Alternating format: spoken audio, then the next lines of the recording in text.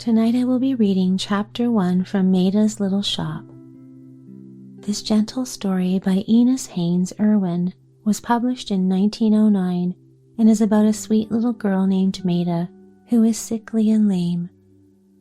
Her father is well known to be one of the most wealthiest men in America. He decides to buy her a little shop in Charleston, Massachusetts, to give her a purpose and to help restore her health. However, he has one condition, that she not tell anyone who she is or who her father is. And for the first time in her life, Maida makes wonderful new friends because they think she's just an ordinary girl. And so as always, my friend, settling comfortably under the covers, take a slow, comfortable breath. And as you exhale, relax and let go.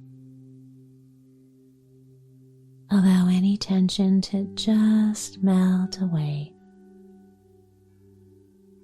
letting your body sink deeper and deeper down into the softness of your bed. There is nothing left to do and nowhere else to be. So just lay back, relax, and enjoy the story.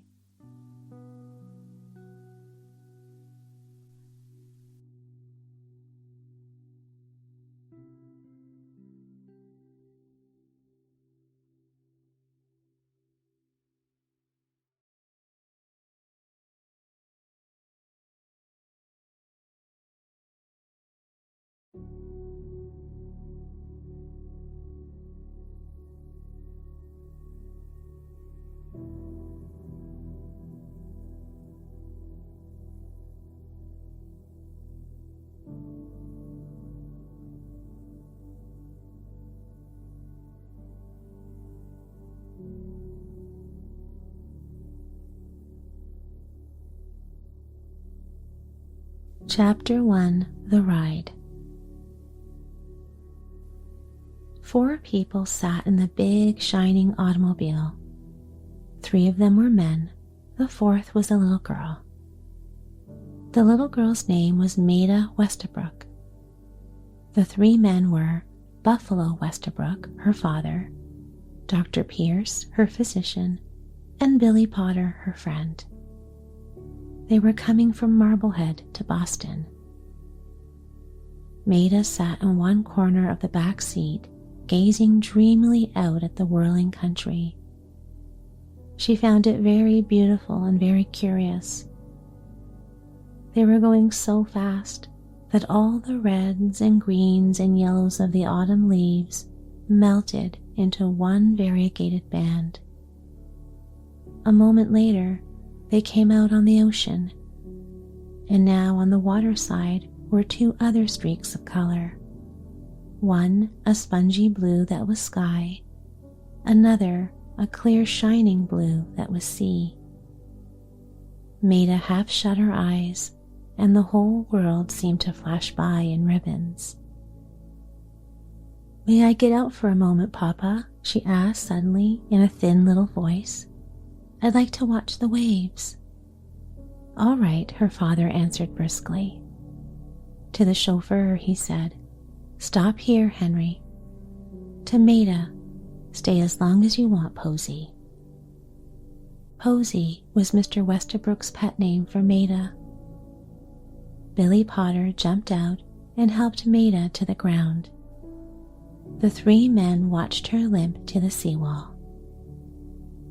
She was a child whom you would have noticed anywhere because of her luminous, strangely quiet gray eyes and because of the ethereal look given to her face by a floating mass of hair, pale gold and tenderly. And yet I think you would have known that she was a sick little girl at first glance. When she moved, it was with a great slowness, as if everything tired her. She was so thin that her hands were like claws and her cheeks scooped in instead of out, She was pale, too, and somehow her eyes looked too big. Perhaps this was because her little heart-shaped face seemed too small. "You've got to find something that will take up her mind, Jerome," Dr. Pierce said, lowering his voice, "and you've got to be quick about it. Just what Grindschmidt feared has come. The languor, the lack of interest in everything. You've got to find something for her to do." Dr. Pierce spoke seriously. He was a round, short man, just exactly as long any one way as any other. He had springy gray curls all over his head and a nose like a button. Maida thought that he looked like a very old but very jolly and lovable baby. When he laughed, and he was always laughing with Maida, he shook all over like jelly that has been turned out of a jar. His very curls bobbed, but it seemed to Maida that no matter how hard he chuckled, his eyes were always serious when they rested on her. Maida was very fond of Dr. Pierce. She had known him all her life. He had gone to college with her father. He had taken care of her health ever since Dr. Grindschmidt left. Dr. Grindschmidt was the great physician who had come all the way across the ocean from Germany to make Maida well. Before the operation, Maida could not walk.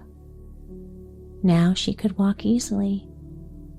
Ever since she could remember, she had always added to her prayers at night a special request that she might someday be like other little girls.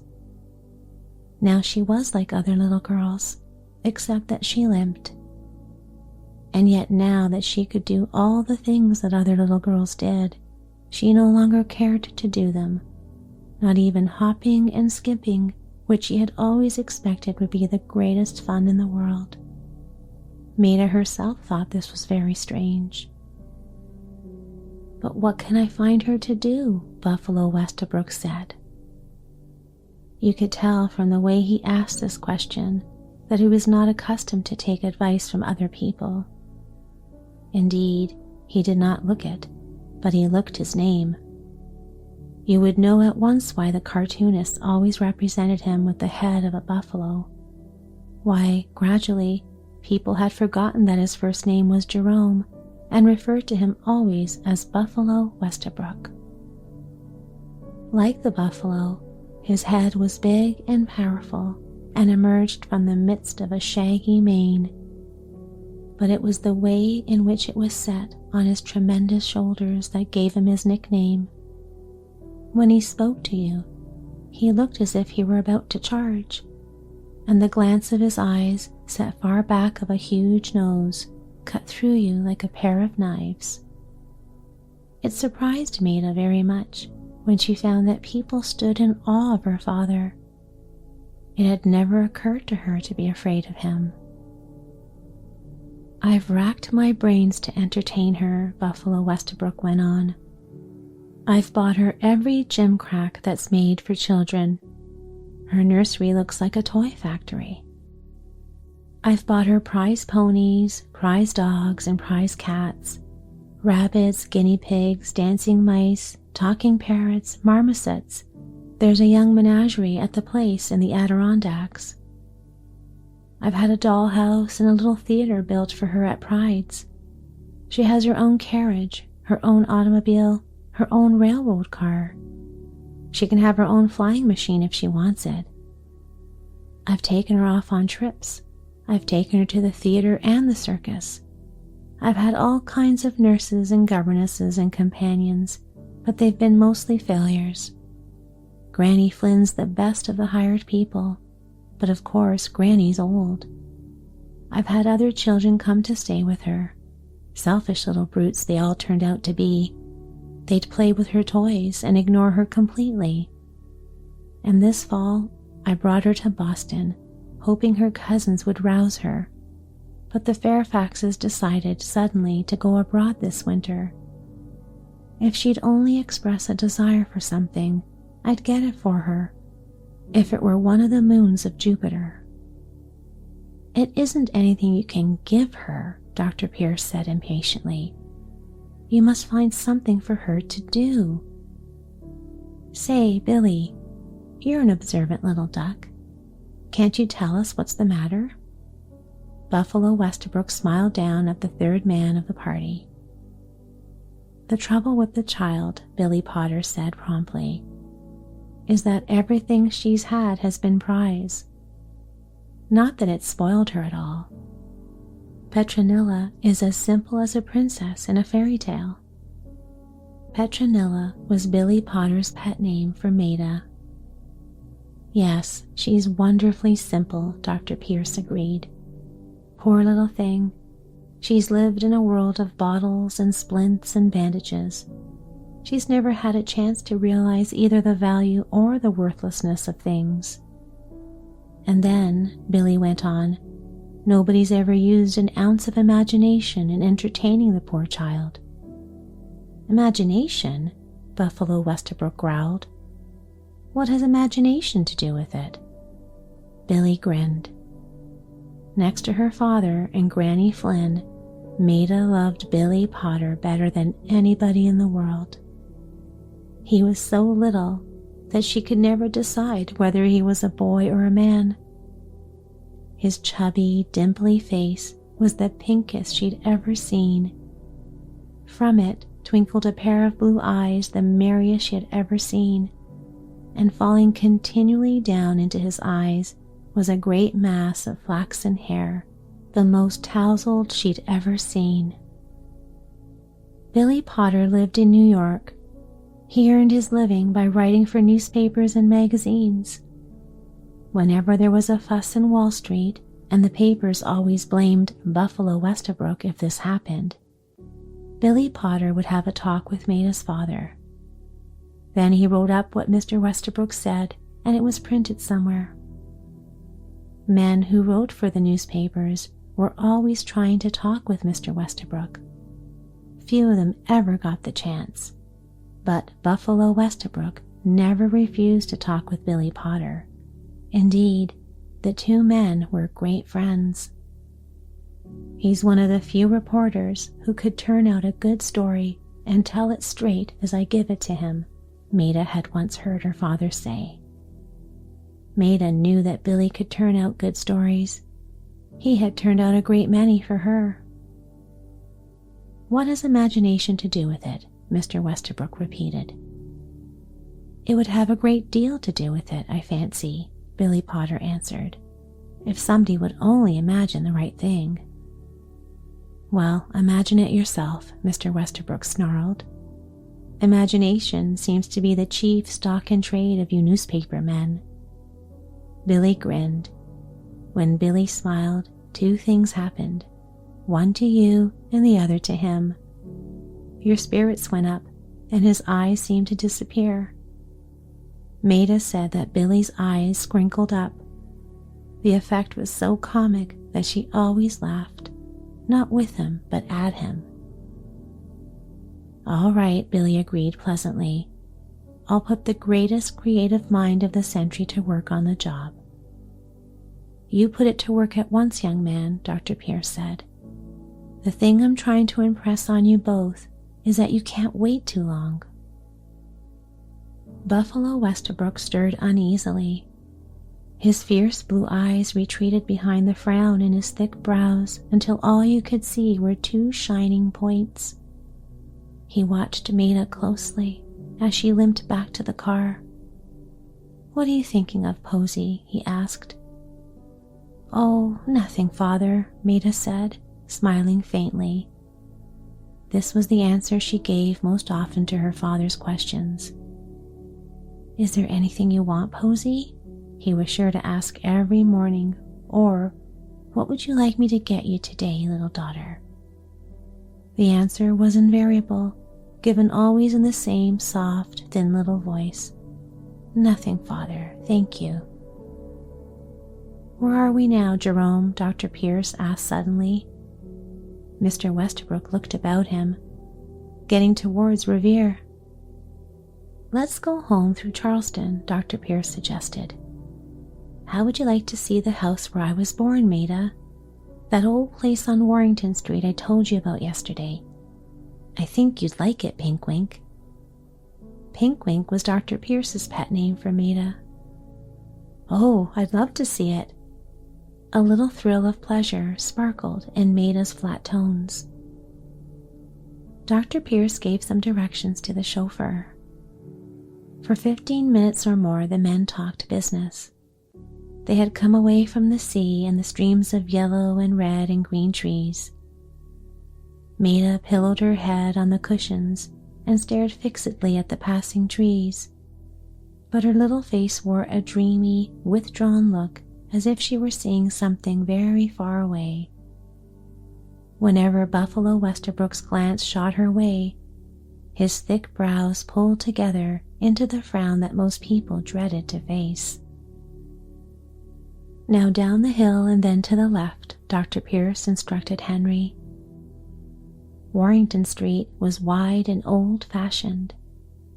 Big elms marching in a double file between the fine old houses met in an arch above their roofs. At intervals along the curbstones were hitching posts of iron, most of them supporting the head of a horse with a ring in his nose. Beside these hitching posts were rectangular blocks of granite, stepping stones for horseback riders and carriage folk. There, Pinkwink, Dr. Pierce said. That old house on the corner. Stop here, Henry, please. That's where I was brought up. The old swing used to hang from that tree, and it was from that big bough stretching over the fence that I fell and broke my arm. Maida's eyes brightened. And there's the garret window where the squirrels used to come in, she exclaimed. The same, Dr. Pierce laughed. You don't forget anything, do you? My goodness me, how small the house looks, and how narrow the street has grown. Even the trees aren't as tall as they should be. Maida stared. The trees looked very high indeed to her, and she thought the street quite wide enough for anybody, the houses very stately. Now show me the school, she begged. Just a block or two, Henry, Dr. Pierce directed. The car stopped in front of a low, rambling wooden building with a yard in front. That's where you covered the ceiling with spitballs? Maida asked. The same, Dr. Pierce laughed heartily at the remembrance. It seemed to Maida that she had never seen his curls bob quite so furiously before. It's one of the few wooden primary buildings left in the city, he explained to the two men. It can't last many years now. It's nothing but a rat trap, but how I shall hate to see it go. Opposite the school was a big, wide court, shaded with beautiful trees, maples beginning to flame, horse chestnuts a little browned. It was lined with wooden toy houses, set back of fenced-in yards and veiled by climbing vines. Pigeons were flying about, alighting now and then to peck at the ground or to preen their green and purple necks. Boys were spinning tops, girls were jumping rope. As she stared, charmed with the picture, a little girl in a scarlet cape and a scarlet hat came climbing up over one of the fences. Quick, active as a squirrel, she disappeared into the next yard. Primrose Court, Dr. Pierce exclaimed. Well, well, well. Primrose Court, Maida repeated. Do primroses grow there? Bless your heart, no, Dr. Pierce laughed. It was named after a man called Primrose, who used to own a great deal of the neighborhood. But Maida was scarcely listening. Oh, what a cunning little shop, she exclaimed. There, opposite the court. What a perfectly darling little place.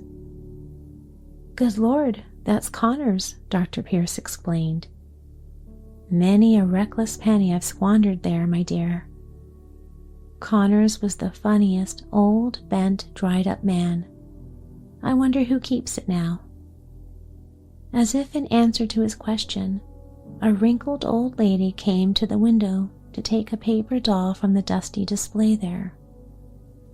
"What are those yellow things in that glass jar?" Maida asked.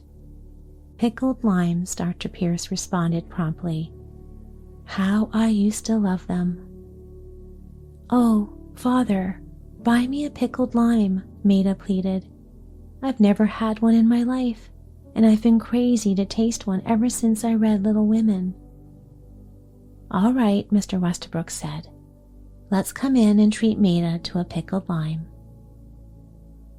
A bell rang discordantly as they opened the door. Its prolonged clangor finally brought the old lady from the room at the back. She looked in surprise at the three men in their automobile coats and at the little lame girl. Coming in from the bright sunshine, the shop seemed unpleasantly dark to Maida. After a while, she saw that its two windows gave it light enough, but that it was very confused, cluttery, and dusty.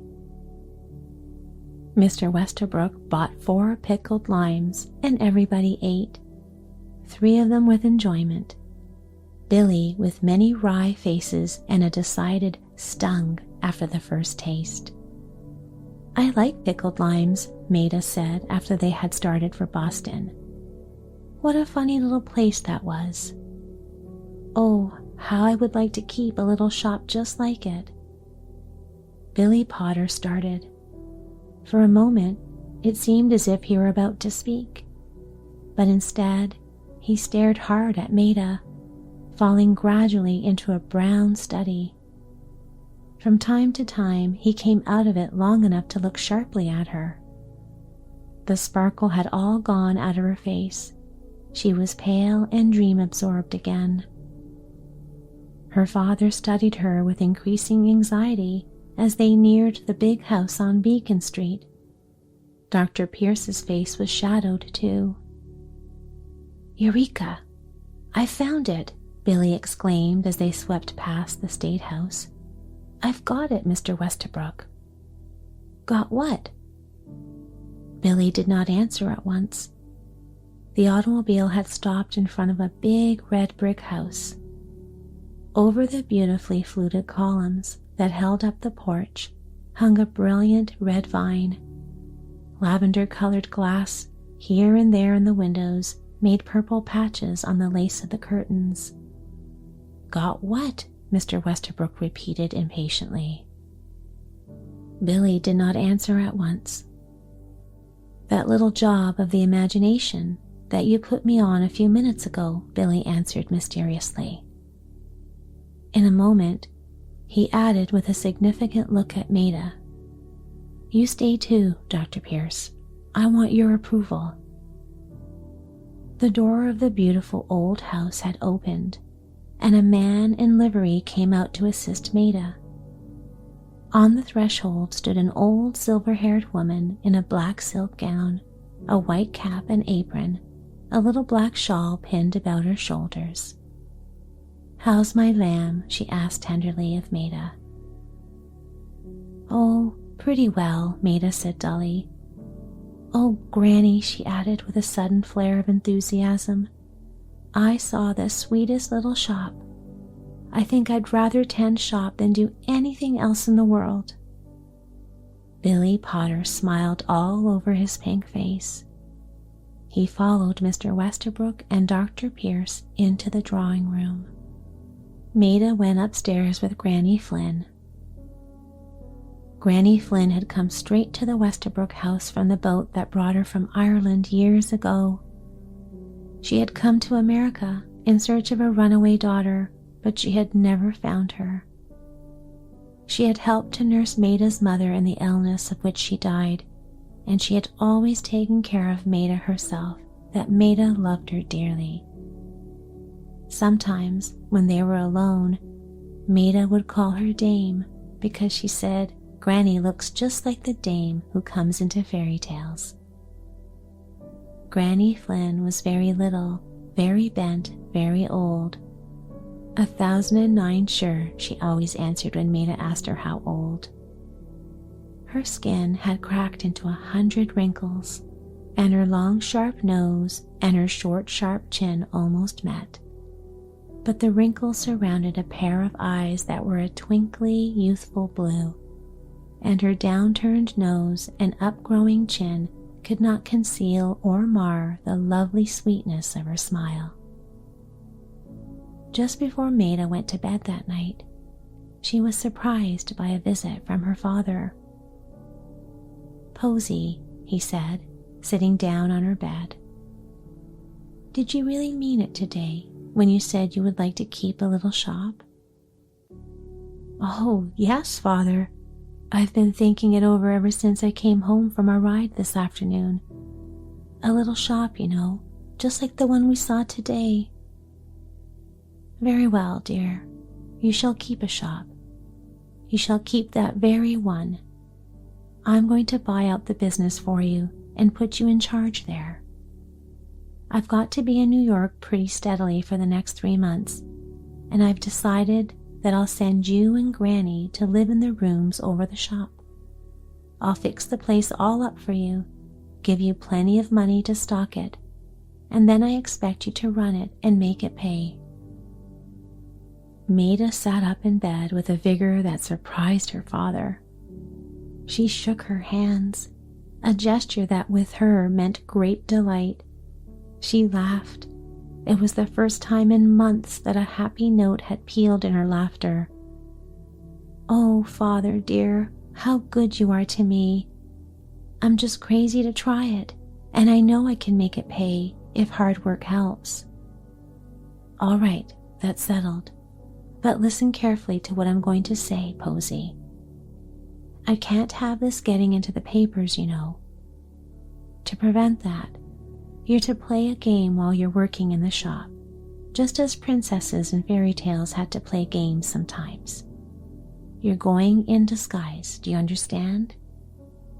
"Yes, Father, I understand." "You're to pretend that you belong to Granny Flynn, that you're her grandchild. You won't have to tell any lies about it. When the children in the neighborhood hear you call her Granny, they'll simply take it for granted that you're her son's child. Or I can pretend I'm poor Granny's lost daughter's little girl," Maida suggested. "If you wish. Billy Potter's going to stay here in Boston and help you. You're to call on him, Posy, if you get into any snarl. But I hope you'll try to settle all your own difficulties before turning to anybody else. Do you understand?" "Yes, Father. I'm so happy. Does Granny know?" "Yes." Maida heaved an ecstatic sigh. "I'm afraid I shan't get to sleep tonight, just thinking of it." But she did sleep, and very hard, the best sleep she had known since her operation. And she dreamed that she opened a shop, a big shop this was, on the top of a huge white cloud. She dreamed that her customers were all little boy and girl angels with floating golden curls and shining rainbow-colored wings. She dreamed that she sold nothing but cake. She used to cut generous slices from an angel cake as big as the golden dome of the Boston State House. It was very delicious, all honey and jelly and ice cream on the inside, and all frosting stuck with candies and nuts and fruits on the outside. The people on Warrington Street were surprised to learn in the course of a few days that old Mrs. Murdoch had sold out her business in the little corner store. For over a week, the little place was shut up. The school children pouring into the street twice a day had to go to Main Street for their candy and lead pencils.